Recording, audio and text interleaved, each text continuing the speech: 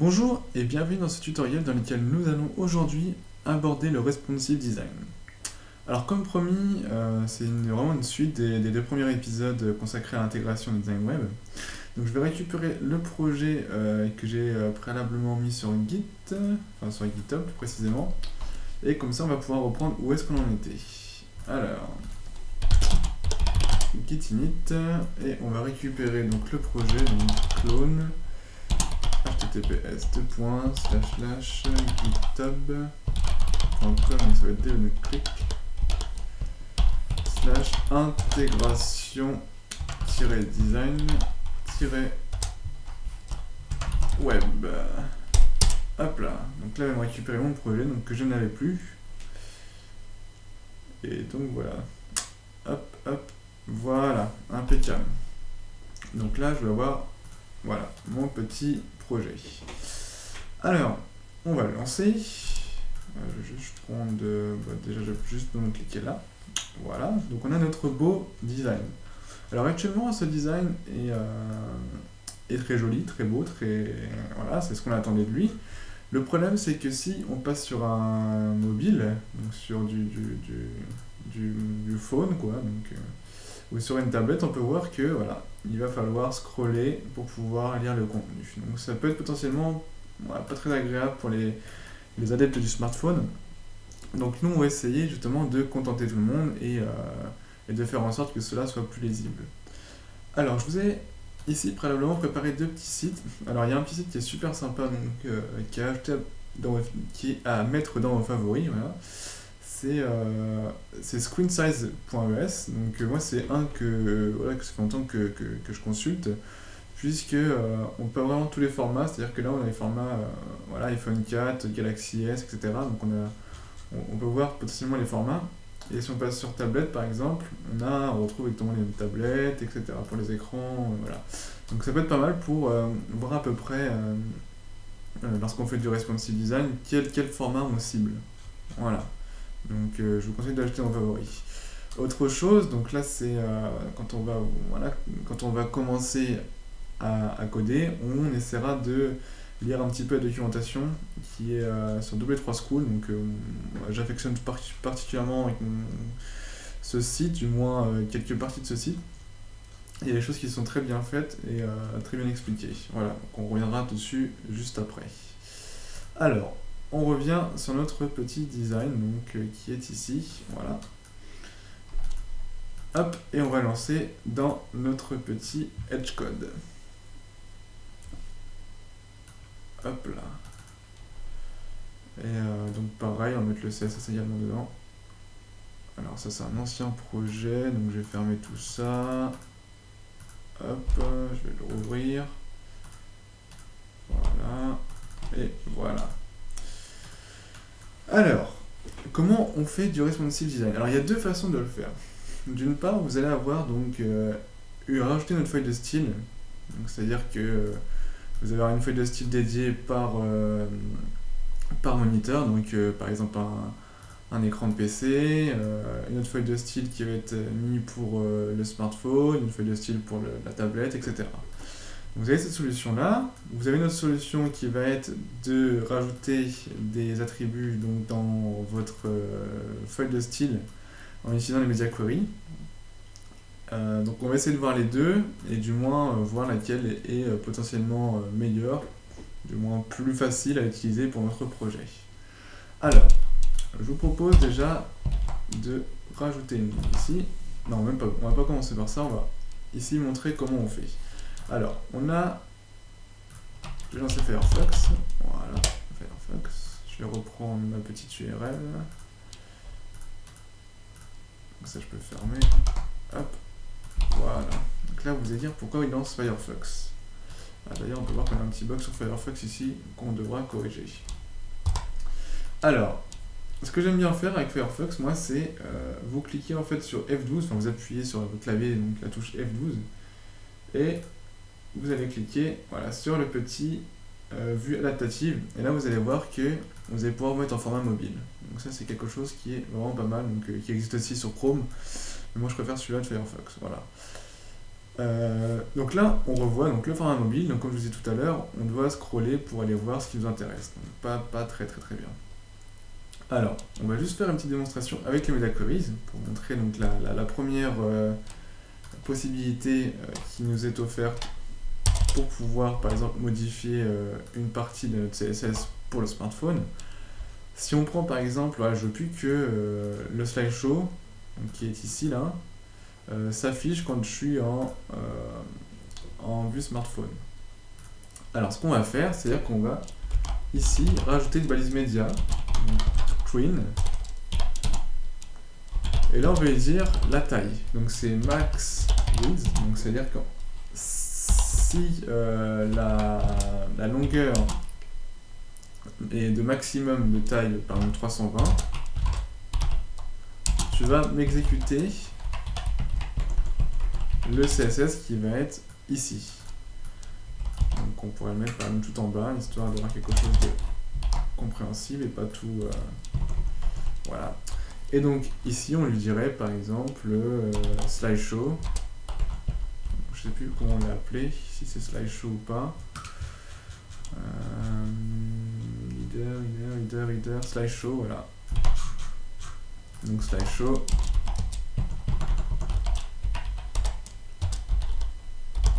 Display none. Donc on va juste remettre un peu tout ça en ordre parce que c'est pas très bien rangé. Voilà. Autre chose à faire, c'est ici lui dire donc au navigateur que c'est la longueur, c'est-à-dire comment je peux expliquer ça, que ce n'est plus à lui, voilà, de gérer le format d'affichage. Donc il suffit de rajouter une balise méta. Voilà, donc c'est name qui s'appelle viewport. Donc ça, je pense que vous connaissez un petit peu quand même. Content. Pour ceux qui ne connaissent pas, je vous conseille de la mettre si vous faites du responsive design, sinon vous risquez d'avoir des petits soucis. Device width. Voilà. Alors là, on va actualiser. Donc là, on voit que lorsqu'on est en format voilà, quasiment normal, si on se met en HD par exemple, on voit qu'on n'a pas de souci, qu'il n'y a rien à changer. Maintenant, si on passe en format mobile, hop, on peut voir que rien ne change puisque j'ai dû faire une erreur. Hop. Oui, en effet, voilà, j'ai oublié une petite parenthèse. Voilà, on peut voir que le slideshow a disparu avec le display none. Et si on revient, comme je disais tout à l'heure, en format supérieur à 320, par exemple 360, on voit que le slideshow est revenu. Donc ça, c'est plutôt pas mal, c'est plutôt simple à faire. Vous avez vu que on surcharge une partie du CSS avec le media screen, donc la media queries. Donc c'est plutôt simple à faire. Et donc petit à petit, vous allez utiliser cette media query. Donc soit vous mettez tout dedans, c'est-à-dire que vous en faites une et vous surchargez ce que vous avez besoin de surcharger. Ou soit, bon, ce que vous pouvez faire aussi, c'est à chaque fois que vous avez par exemple slideshow ici, bah, vous le placez en dessous et du fait ça surchargera. Bon, en soi, moi je suis pas trop fan de cette façon de procéder, puisque vous avez vu qu'on se retrouve vite avec une feuille de style qui peut être plus ou moins mal rangée, même si pour vous ça peut vous correspondre. C'est vraiment un choix, vous faites ce que vous voulez, c'est vous qui voyez. Moi j'aime pas cette façon de procéder, puisque je trouve que on va avoir une feuille de style qui va potentiellement faire je sais pas combien de lignes à cause des media queries, donc je préfère avoir deux feuilles de style. Voilà, donc on va retirer tout ce qu'on a fait, voilà, en laissant cette petite ligne là. Donc pour le coup, on va retrouver, hop, si on repasse en 320, notre slideshow, et on va voir la deuxième façon de procéder. Alors la deuxième façon de procéder, je vous l'avais dit, ça va être ici de rajouter, hop, ici par exemple une feuille de style mobile, hop, tac tac tac, et lui dire ici média, voilà, screen, et là on rajoute max device width. Donc on est étant la même chose que tout à l'heure en précisant ici 320 pixels. Donc on lui dit en gros tu utilises cette feuille de style lorsque le média est inférieur à 320 de longueur, voilà, de large. Alors maintenant qu'on a fait ça, on va pouvoir tester. Donc je vous conseille de faire comme moi, hein, pour l'instant, pour se faire dans ce tutoriel. Après, vous pourrez vraiment faire voilà, comme vous souhaitez, mais histoire d'être assez cohérent sur votre projet et sur le mien. Alors ici, on va rajouter un fichier CSS mobile. Hop, on va l'ouvrir. Et on va traiter dans celui-ci tout ce qu'on a besoin. Donc on va juste faire un petit test, savoir si ça fonctionne. On va faire un body display none. Et on va vérifier que ça fonctionne bien. Donc là, en l'occurrence, ça fonctionne plutôt pas mal. Ok. Donc maintenant qu'on a ça, on va pouvoir travailler tranquillement en surchargeant les parties qu'on a besoin. Alors, hop, ce qu'on va faire, c'est qu'on va l'ouvrir en grand ici, et là en petit. Comme ça, on va pouvoir switcher et vérifier, enfin, et ranger ce qu'on a besoin. Donc là, on va d'ailleurs corriger ce petit problème-là. Donc, identité, hop, logo. Ok, donc forcément, agrandir identité. On va corriger ce petit problème pendant qu'on y est. Identité. Hop, si on agrandit. Un peu trop agrandi. Hop, 240. On va remettre comme c'était. Mais on va réduire ici la taille des H1. Ou plutôt on va la préciser.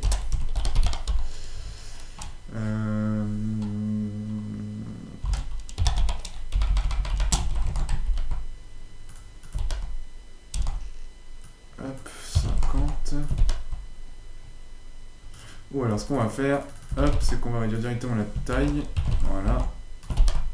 Et voilà, comme ça on est sûr que ça passe. Alors, maintenant qu'on a réglé ce petit problème, on va pouvoir travailler.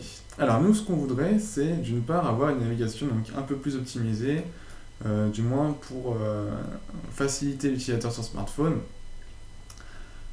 histoire d'avoir une navigation les unes en dessous les autres. Voilà, donc on repart sur notre joli petit design ici, donc on va actualiser, voilà. Alors, on va travailler sur la feuille de style ici. Alors, ce qu'on va lui dire en premier, d'une part, c'est qu'on va tout fixer à 320 de large. Donc, on va lui dire header. Voilà, on va lui dire donc, width 320 pixels. Voilà. Qu'est-ce qu'on va avoir d'autre à fixer? On va avoir hop, la navigation à 320. Les lits aussi. Donc là, je vais fixer tout ce qu'il y a besoin de fixer à 320. On avait dit aussi que le slideshow il partait. Hop.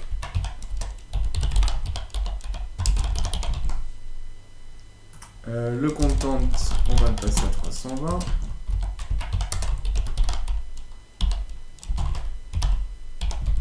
Et là, on va regarder ce que ça donne. Alors, si on actualise, mais déjà, ça ressemble un peu plus à du mobile.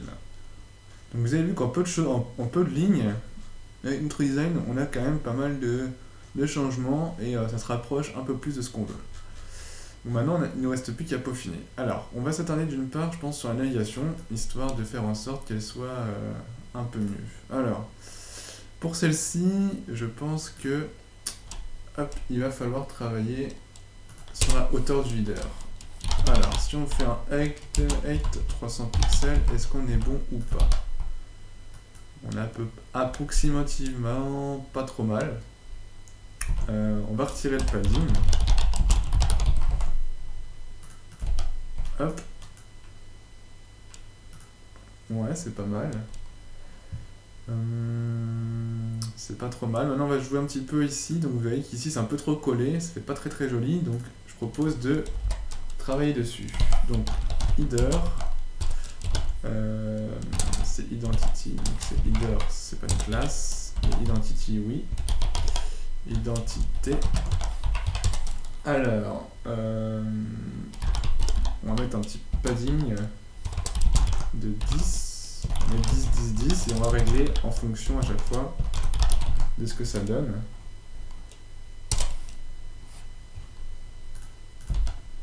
Hop, donc c'est pas trop mal, sauf que là, il faudrait qu'à gauche on le décale un peu plus.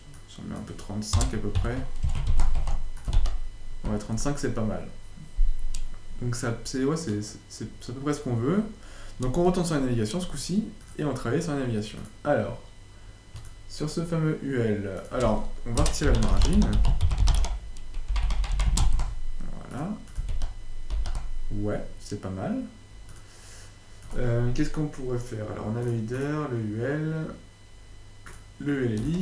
Alors, ici, on va lui attribuer une hauteur. Si on met 20, c'est un peu... Ouais, on va essayer de centrer le texte peut-être. Text styling center. Oui, alors par contre si on fait ça, il faut retirer les marges, margin 0 pixel. Hop, et on va profiter pour jouer avec le padding. On va le mettre à 5,05 0 pixels. Ouais, voilà, donc maintenant on peut ici agrandir la hauteur. Voilà. Et pourquoi pas mettre un petit border top à chaque fois, histoire de bien différencier les onglets. Donc la couleur c'était celle-ci. Voilà, donc là c'est plutôt pas mal. Comme vous pouvez le voir, on a une navigation qui peut être agréable sur un smartphone. Bon, maintenant on va descendre, on va corriger les choses qui nous chagrinent. Alors on a retiré le slideshow, le content, l'identité. Là on peut voir que c'est pas très joli, le main là, puisque voilà, on a cette border top qui est vraiment trop épaisse, donc je propose de la retirer.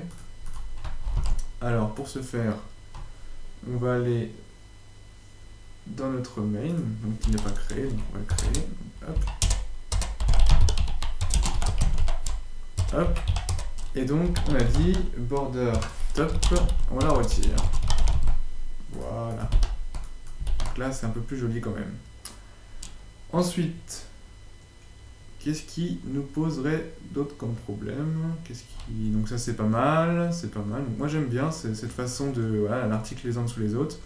Avec le petit doigté, hop, on aura juste à monter vers le bas, enfin pousser vers le bas plutôt, pardon. Le footer, là on peut voir que le footer, la hauteur elle est définie, donc il faudrait la mettre en auto. Alors c'est parti, hop, footer. 8 auto. Voilà, ce qui fait que maintenant on a bien le footer qui s'est bien calé ici et non plus en plein milieu. Le copyright, je proposerais de le centrer pour que ça soit un peu plus joli. Copyright. Hop. Text align center. Et on a qu'à faire de même aussi.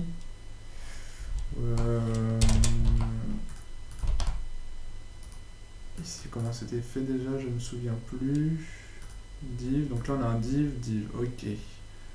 Donc on va faire de même pour celui-ci. Donc là on fera copyright, div.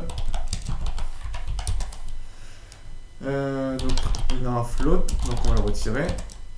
Et le text align, on va le faire hop, center. Et voilà. Donc là je pense que en peu de lignes, on a rendu notre joli petit site responsive. Donc là, si on agrandit, on se retrouve avec un format normal, hein, donc sur un écran de PC. Et donc si on repasse sur un smartphone, hop, vous voyez qu'automatiquement, quand on passe sur un format inférieur à 320, hop, il se met automatiquement en format mobile. Donc vous allez devoir faire un peu ce même principe pour tous les formats que vous souhaitez faire. Donc moi, je vais m'arrêter là, hein, je ne vais pas faire tous les formats, puisque le principe, c'est d'apprendre comment on fait du responsive, c'est pas tout faire. Voilà, donc le principal, donc ce qu'il faut retenir vraiment, donc vous avez vu que faire du responsive c'est vraiment pas compliqué. Le plus simple c'est de comprendre comment, enfin les deux façons de faire. Voilà. Donc ça va être soit vous le faites, vous dites, enfin vous appliquez la media queries directement sur la feuille de style lors de l'importation, ou soit dans la feuille de style. Ici, vous pouvez mettre le @media screen and max with, donc on a dit 320,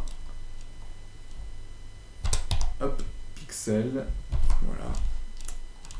Vous ouvrez, vous mettez tout l'intérieur, et voilà, donc là ça c'est fait.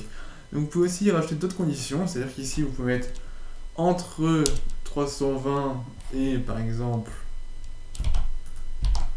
et je sais pas moi, 390 par exemple, ou 480, ce qui est plus logique. On appliquera cette feuille de style par exemple. Donc c'est vraiment comme bon vous semble, c'est des conditions, en fait vous faites vos conditions. Donc justement quand on parle de conditions, on va retourner sur, hop, ça c'est IRC, c'est pas ce que je voulais mettre, voilà, sur notre petit trouble 3 school. Donc ici vous allez voir toutes les conditions qu'on peut appliquer avec à côté toute la description. Donc voilà, donc je ne vais pas tout expliquer puisque c'est très bien fait sur le site. En l'occurrence, vous pouvez récupérer l'URL pour aller dessus et comprendre à peu près comment ça fonctionne. Moi, le but, c'était de vous apporter une solution pour le rendre responsive. Maintenant, c'est à vous, de votre côté, de faire en sorte de le rendre responsive pour tous les formats que vous souhaitez. Donc, tout ce qui est tablette, tout ce qui est smartphone. Donc, vous avez vu que les smartphones n'ont pas tous la même résolution. Si vous voulez sur iOS, donc iPhone 4 par exemple, ou sur par exemple un autre, donc lui la 8.9, un Nexus 4, on va pas avoir la même taille. Donc 768, 640, donc c'est voilà, c'est vraiment à votre guise. Moi ce que je conseille c'est de prendre des formats qui se ressemblent à peu près, comme moi je fixe, 320. Donc voilà, donc je vous souhaite une bonne continuation, un bon courage pour la suite. Je vais évidemment mettre ces petites évolutions sur Git. Et donc l'objectif de la fois prochaine, ça va être de faire ici un petit slideshow, donc avec du jQuery. Vous montrer que aller chercher des slideshows à droite à gauche sur le net, c'est pas forcément la bonne solution. Qu'en quelques lignes, j'ai bien dit quelques lignes, on va pouvoir faire un slideshow sympa et super simple à paramétrer. Voilà, donc je vous donne rendez-vous au prochain tutoriel. Bon courage pour votre responsive, donc pour vos fichiers responsive. Donc n'oubliez pas, smartphone, tablette, etc. Entraînez-vous. Pourquoi pas soumettez-moi vos fichiers pour qu'on puisse compléter sur GitHub le projet. Voilà, donc rendez-vous au prochain tutoriel consacré donc au slideshow.